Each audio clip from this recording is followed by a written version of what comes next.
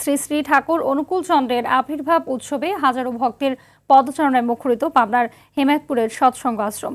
অনুষ্ঠানমালায় ধর্ম সভার পাশাপাশি সমবেত প্রার্থনা, ঋতিক পরিষদ সভা, যুব সম্মেলন, কিশোর মেলা, মাতৃ সম্মেলন, কর্মী সম্মেলন, মহাপ্রসাদ বিতরণ ও লোকরঞ্জন রয়েছে।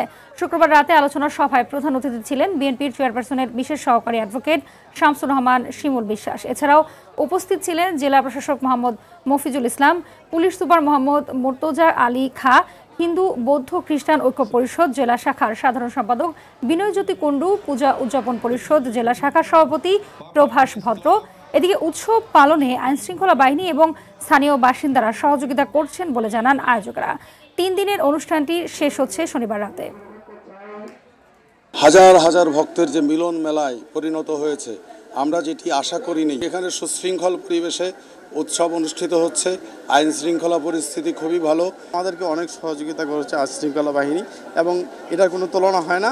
আয়োজক হিসেবে আমরা আসলে ওদের কাছে কৃতজ্ঞ যে এমন সুন্দর একটা নিরাপদে আমাদেরকে একটা অনুষ্ঠান করার জন্য। এমনি প্রতি বছরের ন্যায় এইবারও অন্য বছরের তুলনায় আমার মনে হয় খুব বেশি লোক হয়েছে এবং খুব আনন্দে সবাই এই উৎসবটা পালন করছে। সারা দেশ থেকে ভক্তবৃন্দ ছুটে এসেছেন। এখানে তিল ধারণের ঠাঁই নাই, সমস্ত প্যান্ডেল ভক্তে পরিপূর্ণ। এইভাবেই ভবিষ্যতেও আমরা ঠাকুরকে নিয়ে ঠাকুরের শরণ মননে নিজেদেরকে উৎসর্গ করব।